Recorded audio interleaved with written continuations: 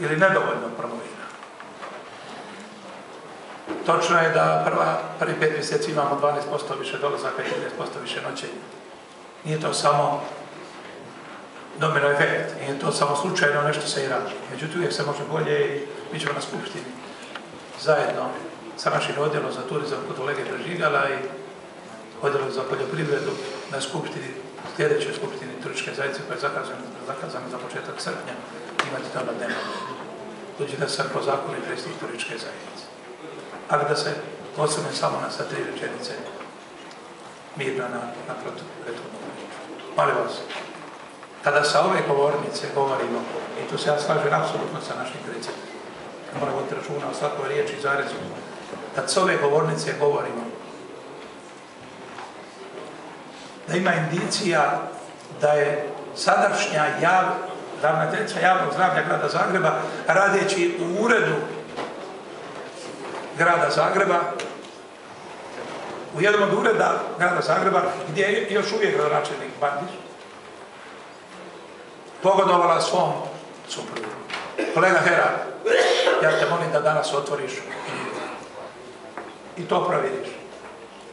To je odgovor na pitanje. Kolega Šostar, nije odgovor da će dobiti od upravnog vijeća. Pa šta vi mislite da će dobiti? Pa ne, a šta mislite da će dobiti od upravnog vijeća nešto drugo nego što ste dobili sada? Pa to upravno vijeće je i postavljeno. Nemoj vam, jel viš moj odgovor? To može negdje druge proći, ne ovdje. Od upravnog vijeća koje je postavljeno. Ja koliko znam da je kolega Kojić s ove govornice, kolega Kojić, vi mene ispravite. Kada se imenovala dotična dama, ovdje sa govornice govorio, imao neke papire. Vi ste to abstrahirali, gospodine predsjedniče. Vi ste najodgovorniji čovjek SDP-a grada Zagreba i predsjednik skupštine. Porez nije platio. Porez nije platio. Ovrhom joj porez nije platio. A ministrica Holy je otišla sa ministarskog mjesta jer je navodno zvala da sačuva tajnicu u nekom javnom poduzeću u državi. Pa gdje mi živimo, gospodine? Koja je ovo država? A je li ona platila ili nije? Ostalo je visiti u zraku. Kolega Kojić je platila ona? Nije. A ljudi moji, o čemu mi govorimo? Mi govorimo o transparentnosti, o poštenju, o zakonima, o poštivanju zakona i tako dalje. Pa to u svakoj uljuđenoj zemlji ne može biti 2 minute na funkciju.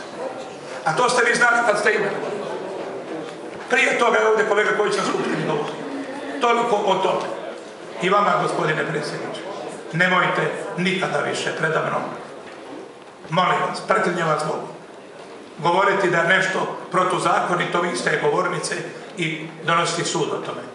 O tome donose sud neki drugi, a ne vi. Vi ste ovdje izreko rekli, pogledajte, poslušajte snimku, da su radovi na Cvjetnom trgu i na sveučilišnoj, kako se zove, Hrvatske bratske zajednice protuzakoniti. A ko ste vi da vi govorite da je nešto protuzakonito ili ne? Vi i ja da govorite o tome. Nemojte to više nikada. Pustite to institucijama, neka kažu. Je li nešto ili nije? I onda meni ne date riječ da reagiram. Nemojmo to raditi.